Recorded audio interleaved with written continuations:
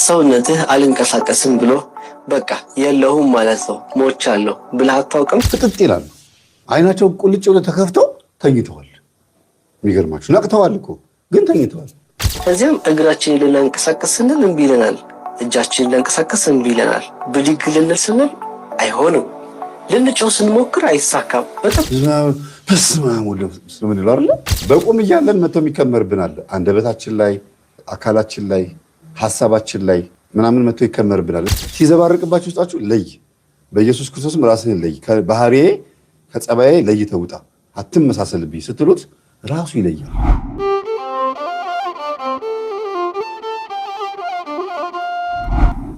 መጀመሪያ መንስኤው ምንድነው? እኔ አሁን ስሊፒንግ ፓራሊሲስ ማለት አጋንንት ብዬ ነው የምለው፣ ሰይጣን ነው የምለው። እንዴት የሚለውን እናያለን። አንደኛ በሌሊት መጥቶ ላያችን ላይ ክድን የሚለው ማን ሊሆን ይችላል የሚለውን እናስብ።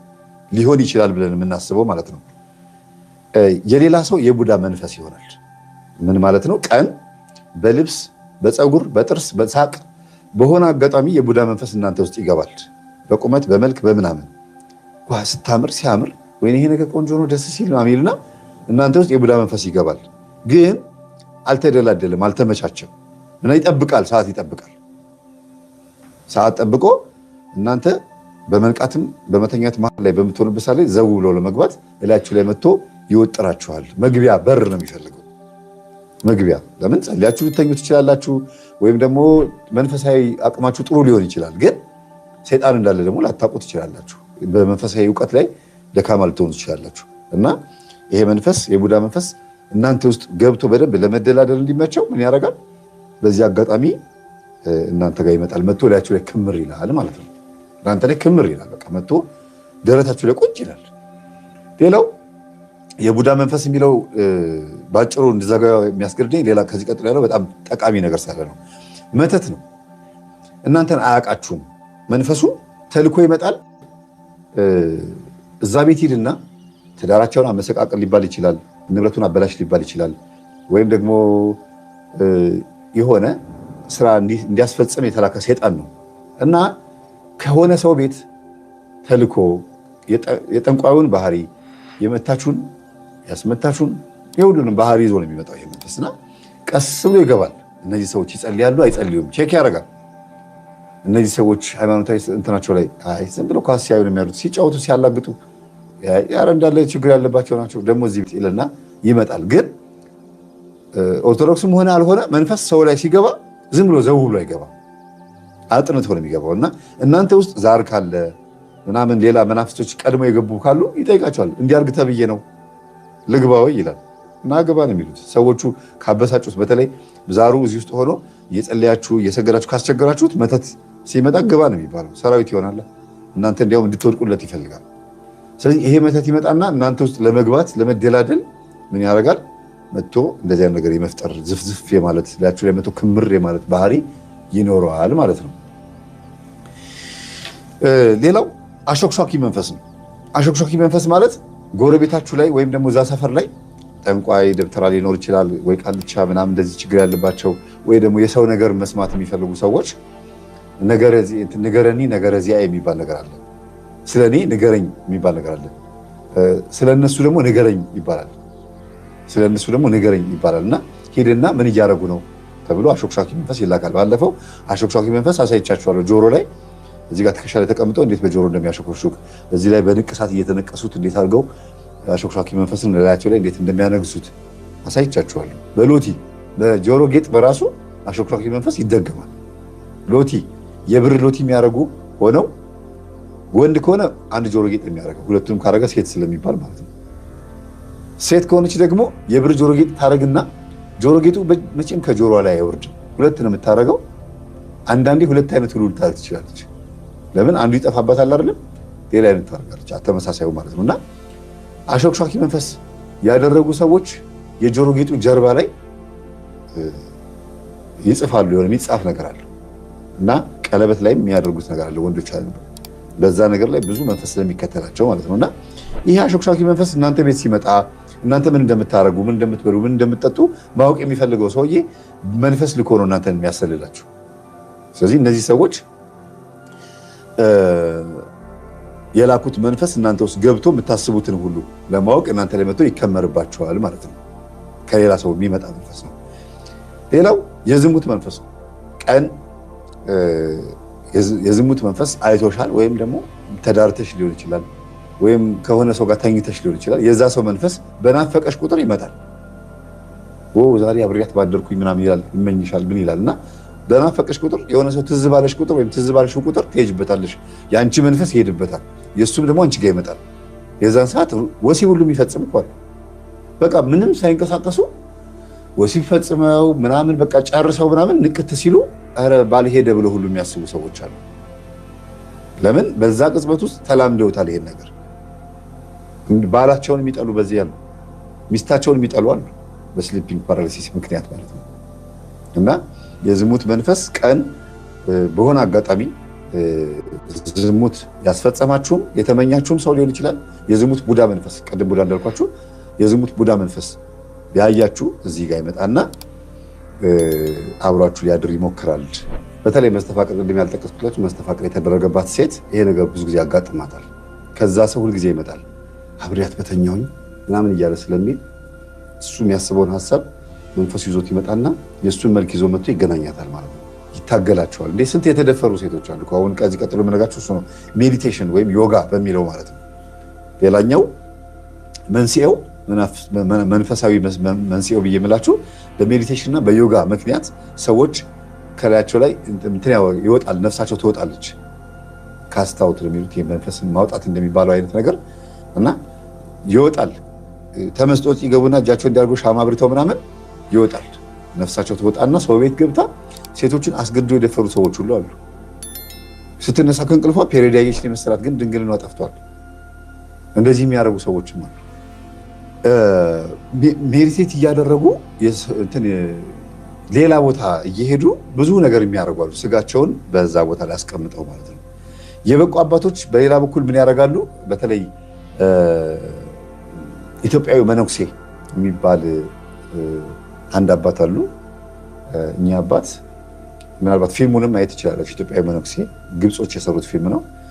በአታቸው ውስጥ ቁጭ ብለው ሁሉም እንቅልፋቸው ሲተኙ ሌሊት ማለት ነው ከስጋ ነፍሳቸው ተወጣና በየመንደሩ እየዞረች በሽተኞችን ትፈውስ ነበር።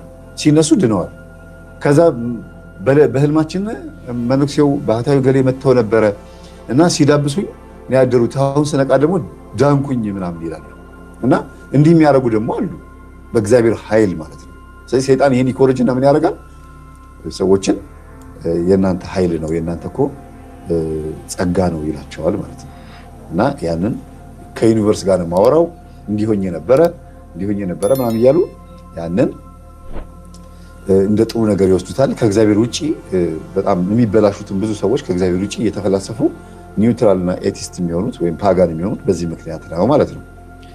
እነዚህ እንግዲህ አሁን መንፈሳዊ መፍትሄ ናቸው ብሎ ማነው መንስኤ ናቸው ተብሎ የሚታሰቡ ነገሮች ናቸው።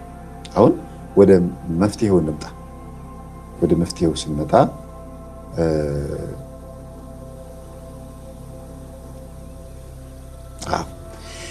መፍትሄ የሚባለው ነገር ምንድነው? መጀመሪያ እውቀት ነው፣ ማወቅ ያስፈልጋል። ልክ እንዲያ ነገር ሲያጋጥማችሁ ቤታችን ምን አይነት ቤት ነው ያለሁበት ቤት ምንድን ነው ብሎ ነግቶ በደንብ ማሰብ በዚህ ጉዳይ ላይ ማን ነው መጥቶ የተኛብኝ? መልኩ የሚታይ ከሆነ ለምን ይሄ ሰው እየመጣብኝ? ብዙ ጊዜ መልኩን አያሳይም፣ ጥቁር ሆኖ ነው የሚመጣው። ለምን እንደዚህ ታየኝ? እንደዚህ መታ ለምን ላይ ሰፈረችብኝ? እንደምታዩት ማለት ነው። ይህንን ቼክ ማድረግ መፍትሄው ላይ ስንመጣ እውቀት ላይ ቼክ ማድረግ ነው። ለምሳሌ ባዕድ አምልኮ የሚመለክበት ማታ ማታ ቡና ተፈልቶ ጠዋት ጠዋትም ቡና ተፈልቶ የሚካደምበት ቤት ምናምን ከሆነ መውጣት በቃ መቀየር ነው። ጨሌውን አውጡ ማለት ስለሚከብድ ማለት ነው። አንድና አንድ ቶሎ ብሎ እርምጃ መውሰድ፣ በአንድ ጊዜ አይደለም። ቤቱን ለማከም ቤቱን ለመለወጥ ሰውን ለመቀየር መሞከር አንድ ነገር ነው። የሚሰሟችሁ ከሆነ እኔ እንዲህ ነገር እያጋጠመኝ ነው መጥቶ እንደዚህ እየተገናኘኝ ነው ምናምን ብሎ ደግሞ መናገርም ራሱ ደግሞ መፍትሄ ነው። ከእውቀቱ ቀጥሎ ማለት ነው መናገር። ስለዚህ ስጸልይ እየተወኝ ነው እናንተም ደግሞ እንዲህ እያደረጋችሁ ነው ይሄን ነገር ማስወገድ አለብን ብሎ ቤት ውስጥ መወያየት። የሚያጋጠመው ሰው አለ፣ አንቺስ አጋጥሞሻል፣ አንተ አጋጥሞሃል፣ አባዬ እማዬ ብሎ ነገሩን ማውራት። ዝም አለ ማለት ለምን መጥቶ አይገናኛችሁም? አንዳንድ ልጆች እኮ ሴቶች ይኸው ሲጻፉ በጣም ብዙ ሴቶች አባቴ መጥቶ በእንቅልፍ ልቤ ይገናኘኛል ማለት በመንፈስ መጥቶ ማለት ነው። እንግዲህ ራሱ አባትየው አይደለም ግን አባቷን ነው በህልም ያየችው። ተገናኝቷት ወሲብ ሲፈጽምባት ምናምን የሚያዩ ብዙ ሴቶች አሉ። ወንዶችም ሆነው ደግሞ እናቴ ጋር ነው ያደርኩት ከእህቴ ጋር ነው ያደርኩት ይላሉ። ከዘመዳቸው ጋር እንዲያድሩ ያደርጋቸዋል። ሲነቁ ግን ሌላ ነው። ዘራቸው ፈሶ ሌላ ስሜት ውስጥ ሆኖ ነው ራሳቸው የሚያገኙት። ስለዚህ ሁለተኛው እርምጃ ምንድነው? የመንፈሱን አይነት መለየት። ማን ነው ይሄ መንፈስ? መጥቶ የተገናኘኝ ማን ነው? ከእናቴ ጋር ያሳደረኝ፣ ከአባቴ ጋር ያሳደረኝ ወይም ከእህት ወንድሞቼ ጋር ያሳደረኝ መንፈስ ማን ነው? ይሄ ዘሬን የሚያስፈስሰኝ መንፈስ ማን ነው ብሎ ቼክ ማድረግ ነው። እኔ ላይ አይነ ጥላን ያለው ቡዳን ያለው ምንድን ያለው ብሎ ራስን በደንብ አድርጎ መመርመር። ለምን ይጠቅማል? አንደኛ ስትጠመቁ ይሄን መንፈስ ለማሰር ስሙን ጠርቶ፣ አንዳንዴ እንደዚህ ካልጠራችሁት ላይታሰር ስለሚችል ማለት ነው። ሌላው በምትጠመቁበት ሰዓት ጥምቀት መፍትሄ ነው ብያቸዋለሁ። በምትጠመቁበት ሰዓት ይህንን መንፈስ ማሰር ያስፈልጋል። ውጣ ምናምን ሳይሆን ማሰር። እግዚአብሔር ይሰር፣ በቅልፍ ልቤ መተህ የምታደንዘኝ እግዚአብሔር ይሰር፣ እግዚአብሔር ይሰር፣ ካለበት ከተደበቅበት ናና ታሰር። አልጋ ላይ፣ ጓዳ፣ ጀርባ፣ ከቤት በኋላ ጓሮ ላይ፣ አመድ ላይ የምትልከሰከስ መንፈስ ታሰር በስላሴ ስም። እዛው ጸሎት ክፍላችሁ ታስሩትና ከዛ ጸበል ሄዳችሁ ደግሞ ምን ማድረግ ነው? ማስወጣት ወይም ማሰር ነው። ሌላው ጸሎት በጣም ወሳኝ ነው። አሁን እንደ ተራ ነገር ማውሪያ ይመስላችኋል አይደል? ግን ይሄ ጸሎት፣ ጾም፣ ስግደት ምናምን የምንለው ጸበል የምንለው ነገር በጣም ወሳኝ ነገር ነው። ግን ጸሎት የሚለው ምንድነው? ትልቁ መፍትሄ የትኛውን ጸሎት ልጸልይ ነው? በዚህ ሰዓት የትኛውን ጸሎት ልጸልይ ነው? አንደኛ በህልም የሚመሰሉ ይላል ሰኔ ጎልጎታ ላይ። ሁለተኛ መዝሙረ ዳዊት ላይ፣ መዝሙር 90 ላይ መዝሙር 90 መጸለይ። ሶስተኛ ደግሞ በዚህ በስሊፒንግ ፓራሊሲስ ወይም ደግሞ በእንቅልፍ ልብ ሽባ በሚያደርጋችሁ ጊዜ በተከታታይ ካጋጠማችሁ ማታም ጠዋትም ሰይፈ መለኮት ሰይፈ ሥላሴ መጸለይ። ይረደው ይውጋው ምናምን ስለሚል ቁርጥጥር ነው የሚያደርጋችሁ። እንዲህ አንዳንድ ጊዜ እኮ በህልም እኮ ሲያርደው ሁሉ ያሳያችኋል። ያንን መንፈስ ሲያርደው። እኔ አሁን አንዲት ልጅ አስታውሳለሁ። በህልሟ እግሯ ሲቀጠልላት፣ ሽባ ነች፣ እግር የላትም። ሽባ ነች ስላችሁ ያው ቃሉን ይቅርታ፣ እግሯ አይሰራም፣ ልምሾ ሆኗል። እግሯ አዲስ እግር ሲቀጠልላት፣ አጠገቧ ደግሞ ቆማ ያ እግሯን ሽባ ያደረገው እግሯን የወሰደባትን አንተ እግሬን ብላ እግሯን ከእጁ ቀምታ እግሯን ለዋ ላይ ተክላ እሱን ደግሞ ሄዳ ስታርደው ሰው አይደለም የሆነ ፍጥረት ነው አለች። እና ቀኝ እጅ ሁለት ቀኝ እጅ ነው ያለው አለች፣ ግማሽ አካል ነው ያለው አለች። እና ይህንን መንፈስ ሳርደው ስገለው ስዘርረው አየሁት አለች። ግን የምትጸልየው የነበረው ምንድነው? ሰይፈ መለኮት ሰይፈ ሥላሴ፣ ስጋ ለበሰ አጋንንትን ማለት ነው። ሰውን አይደለም ማለት ነው። ያ ጸሎት መጽሐፍ እንዲያርገው ይገንዘው ይረዳው ያወራርደው የሚለው አጋንንቱን ማለት ነው። ስለዚህ ጸሎት በጣም ወሳኝ፣ የትኛውን መጸለይ እንዳለባችሁ በደንብ ማወቅ። ሌላው ሰዳዲ አጋንንት ቅዱስ ሩፋኤል፣ በእርግጥ ሁሉም ናቸው፣ ግን ቅዱስ ሩፋኤል ሰዳዲ አጋንንት ይባላል። ረዳኢ ምንዱባን በደዌ ላይ የተሾመ ፈታሒ ማህፀን እያልን ነው አይደል የምንለው። ሙሉ በሙሉ ስጋችን ላይ የተሾመ በቁስል ላይ የተሾመ ስለሚለው ስጋችን ላይ የተሾመ መልአክ ነው። ሩፋ ማለት ፈውስ ማለት ነው፣ መድኃኒት ህይወት ማለት ነው። ስለዚህ መልካ ሩፋኤልን መጸለይ፣ ይሄ መንፈስ ያዝልኝ ብሎ ሻማ አብርቶ መማጸንም ያስፈልጋል ማለት ነው። ሌላው ስግደት ነው። በጣም በጣም ወሳኙና ከሁሉ የሚበልጠው ነገር ትልቁ ነገር ስግደት ነው። እንደዚህ የሚያንቃዣችሁና የሆነ በተከታታይ እንደዚህ የሚያጋጥማችሁ ከሆነ ላበላበዝ ከምትሆኑ ድረስ ሰግዳችሁ ላባችሁ እንዳለ ሆኖ ጥቅልል ብሎ መተኛት።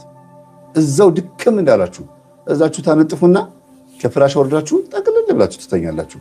ያባትታችኋል፣ ያቃዣችኋል፣ ያስለፈልፋል ምናምን። ከዛ ሰው እንዲቀርጻችሁ ማድረግ ከቻላችሁ እንድታውቁት ነው። መንፈስ ነው ወይስ የእንቅልፍ ማጣት ነው ምናምን የሚለውን እንድታውቁት ነው። እንደዚህ የሚያደርጉ ወንድሞች ስላሉ ነውና በትክክል በጣም አይደለም ስሊፒንግ ፓራሊሲስ ያለበት ሰው ቀርቶ እንዲሁ በጣም ሰግዶ የሚተኛ ሰው መቃዠቱ መባተቱ አይቀርም። ለምን? መንፈስ የመያዝ ምልክት ላይ ነው ያለው፣ ወይም ደግሞ እዛ ለመያዝ ሩብ ጉዳይ ወይም ጅማሬው ላይ ነው ያለው ማለት ነው። መናፍስቶች እኛ ላይ እግራቸውን ዘርግተው ቁጭ ብለው የነበሩ መናፍስቶች ስትሰግዱ ይላሉ፣ ይደነግጣሉ። አንደኛ፣ ሁለተኛ ደግሞ ያቃጥላቸዋል። የስግደት ላብ ነው፣ የሩጫ ላብ አይደለም። ስራ ሰርታችሁ አይደለም፣ ሰግዳችሁ ለፈጣሪ ለድንግል ማርያም ለሚገባው ክብርን ስለሰጣችሁ ስለሰገዳችሁ ስጋችሁ ላይ ያለው ላብ ጸበል ይሆንበታል፣ ኃይል ይሆንበታል። ይህ አባቶቻችን ገድል ስንክሳር ላይ በደንብ የሰማነው ነገር ነው። ሸተታችሁኝ፣ አስጠላችሁኝ ብሎ አባቶች ሲሰግዱ አፍንጫውን ይዞ ወጣ ሰይጣን አለ። አዩት እየሰገዱ ዞሮ ሲያዩት እንደዚህ አፍንጫውን ይዞ ወጣ። ሸተቱኛል። ላባችን ለሱ ምንድነው? ግማት ነው። እጣን በሉት ለኛ እና ስግደት ወሳኝ ነው በጣም። ስጋችሁ ማድከም ያለባችሁ ስጋችሁ ደክሞ ደግሞ ስተኙ ደግሞ እንቅልፋችሁ እንደም ያለ እንቅልፍ ይሆናል። በጣም ደግሞ ከፍራሽ ወረድ በሉ ትንሽ ከፍራሽ ወረዱና እንደው ትንሽ አንድ ብርድ ልብስ ለሁለት ጠፍ እንዳይቆረቆራችሁ እንዲመቻችሁ አይደለም። ከምቾት ወርዳችሁ ግን ቅዝቃዜም ሲሚንቶ ሊኖር ይችላል፣ ሴራሚኩ ምናምን ሊቀዘቅዛችሁ ይችላል። ስለዚህ ምን ታደርጋላችሁ? አንድ ብርድ ልብስ ለሁለት ታጥፉና ግን ጎናችሁ እንዳይመቻችሁ አድርጋችሁ መተኛት። ሱባኤ ማለት ያ ነው። ስጋችሁ ሲጎረብጠው ነፍሳችሁ ትነቃቃለች። ይሄ በመጽሐፍ ቅዱስ ላይ ተጽፏል። በማቴዎስ ወንጌል ላይ መንፈስ ሁልጊዜ ንቁ ናት፣ ስጋ ነው ደካማ ብሎ ኢየሱስ ክርስቶስ ተናግሯል። ስለዚህ ስግደት በጣም ወሳኝ ነገር ነው። ከእንቅልፍ ስትነሱ ስተኙ፣ በተለይ ስተኙ ማታ ማታ መልካ ሩፋኤል ሳይጸለይ አይተኛም መቼም ማንኛውም ክርስቲያን። ይሄ ነው እንግዲህ መፍትሄ የሚባለው። ግን በዚህ ውስጥ ደግሞ ሌላ ትልቅ መፍትሄ አለ ደግሞ ቤተሰቦች። መንስኤ ብዬ ቅድም ያልኳችሁ የእንቅልፍ ሰዓት ማነስ ምናምን የሚባል ነገር አለ አይደለም? ጭንቀት፣ በጭንቀት መተኛት፣ በፈረቃ ስራ መስራት የሚባል ነገር አለ አይደለም? በዚህ መካከል ሆናችሁ ኃጢአት ራሱ እየሰራችሁ የዋላችሁ ሰዎች ማታ ማታ በዚህ ልክ ይመጣል። ስለዚህ ኃጢአትን በመቀነስ ንስሐ በመግባት የህሊና እፎይታ እንዲሰማችሁ ባረጋችሁ ቁጥር ቅዠቱ እየቀነሰ ነው ይመጣል። እንቅልፍ ባለመተኛታችን ለ5 ቀን ወይም ለ4 ቀን ያክል እንቅልፍ ባንተኛ ማለት ጨርሶ ባንተኛ፣ ይሄ ምንድነው? ትንሽ ብንተኛ አይደለም 4 ቀን ድረስ ባንተኛ እንዲች እንኳን ባንል ማለት ነው ምን ይፈጠራል የሚለውን እንያ። አንደኛ በጣም ከባድ የሆነ ትኩረት የመስጠት ችግር ማለት ነው። አንድ ነገር ላይ ትኩረት አድርጎ ለምሳሌ የሆነ ፕሮግራም እያያችሁ ከሆነ ያን እያያችሁት አእምሯችሁ ሌላ ቦታ ይወሰዳል፣ ወይም ደግሞ ተነስታችሁ ሁሉ ትሄዱ ትችላላችሁ። የመጀመሪያው 24 ሰዓት ካልተኛችሁ ማለት ነው ቅብዝብዝ ያደርጋል። ትኩረት አታገኙ፣ አእምሯችሁ ይቀዣብራል እና አይናችሁን በክብሪት እንጨት እንደዚህ ብትወጥሩትም እንኳን እንደዚህ ማለት ባህሪ ይኖራል። ነርቫችሁ ይደክማል። እንደዚህ እኮ ብትወጥሩት እንኳን ይሄ የመጀመሪያው ትልቁ ትኩረት የማጣት ችግር ነው። እንቅልፍ ነው እንግዲህ ያልኳችሁ። ሌላ ሁለተኛ የረሃብ ስሜት በጣም ይበዛባቸዋል። እንቅልፍ በራሱ ማጣት በጣም ሆዳም ያደርጋል ይባላል። እንቅልፍ ማጣት ሁልጊዜ ረሃብተኛ ነው የምትሆኑ ማለት። ብዙ ጊዜ የሚጨነቁ ሰዎች ለምንድን ነው ወፍራም ናቸው የሚባሉት? ስለሚበሉ ብቻ ሳይሆን እንቅልፍም ስለሚያጡም ጭምር ነው። ጭንቀት ያወፍራል የሚባለው እኮ ባለመተኛቱ ምክንያት፣ ሁሌ በማሰቡ ምክንያት እዚች ላይ ጎበዝ ስለሚሆን ነው ማለት ነው። ሌላው መነጫነጭ፣ መበሳጨትና መናደድ የሚባሉ ነገሮች እነዚህ ይመጣሉ በ24 ሰዓት እንቅልፍ ካልተኛችሁ ማለት ነው። 24 ሰዓት ነው ያልኳችሁ እንግዲህ 12 ሰዓት አላልኩም፣ 2 ሌሊት ማለት ነው። 24 ሰዓት ካልተኛችሁ መነጫነጭ፣ መበሳጨትና መናደድ ይጀምራል። ወይ ምንድነው የሚያነጫንጨው ይባላል። ሌላው ለበሽታ እንጋለጣለን ማለት ዝም ብሎ ሰው ስለምንሆን በ24 ሰዓት ውስጥ ግራ ነው የምንጋባው ማለት ኮንፈርት አይሰማንም። ምቾታችንን ስለምናጣ ዝም ብለን ነው የምንሆነው እና ለበሽታ መጋለጣችን የማይቀር። ሁለተኛው ቀን ላይ 48 ሰዓት ሲሆን ማለት ነው ትንሽ ነገር ላይ ማተኮር በጣም ያቅተናል። ትንሽ ነገር ላይ ከሆነ ማለት ተነስቶ ታክሲ ለመሳፈር ከተሳፈርን ወደ ቤት ለመግባት ለመራመድ የሆነ በቃ ትኩረት በጣም ትንሽ የሆነ ነገር ላይ ማተኮሩ ያቅተናል። ስንጠራ ራሱ በምን መልሰው መልስ ጤነኛ መልስ አይደለም። ተወኝ ባካችሁ የማለት ነገር በጣም የመድከም ማለት ነው። ሌላው ጭንቅላት ስራውን በየሰከንዱ እያቆመ ይመጣል። ጭንቅላታችን ስራው እየቆመ እየቀዘቀዘ ይመጣል። የማሰብ አቅማችን በጣም እየቀዘቀዘ ስለሚመጣ ዝም ብሎ ጭው የሚልብን ነገር ይኖራል። በተለይ ጆሮአችን የሚጮህብን ነገር የለም እዚህ ውስጥ ቴኒተስ ይሉታል በሕክምናው ቴኒተስ ይሉታልና ጭው የሚልባችሁ የእንቅልፍ እጥረት ነው ይባላል። በቂ እንቅልፍ መተኛት። ከዛስ ፀጉራችን ላይ እናቶቻችን እኮ ቅቤ እኮ ልጆቻቸውን የሚቀቡት እንደዚህ ቅቤ ተቀብተው ሻሽ ምናምን ድብን አድርገው የሚያደርጉት ያልወድም እንጂ ይሄን ነገር ለማቆም የሚጮህባችሁን ጆሮአችሁ ላይ የሚጮህን ነገር ያስቆማል። ቅቤ መቀባት፣ በቂ ቅባት መቀባት ማለት ትክክለኛ አእምሯችሁን ሪላክስ ሊያደርገው የሚችል ነገር። እንቅልፍ መተኛት ይሄ የጆሮአችሁን ጩኸት በጣም ነው የሚያስተካክለው። እኔ አምኜበታለሁ በዚህ ጉዳይ የጆሮ የሚጮኸውን ነገር ቴኒታይስ የሚባለውን ነገር እኔ እውነት ትክክል ነው። መንስኤው ይሉና ኢርፎን ማድረግ ምናምን ይሉታል። ግን ምንም ይሁን ምንም በቂ እንቅልፍ በመተኛትና ቅባት በመቀባት ወይም ቅቤ በመቀባት ይሄ ነገር እንደሚስተካከል እኔ አይቼዋለሁ ማለት ነው። ይቀንሳል፣ በጣም የሚቀንሰው የአይን እይታችሁ ራሱ በጣም እየደበዘዘ የሚመጣው አይን እይታችሁ ራሱ እየደበዘዘ የሚመጣው በሶስት ነገር ነው።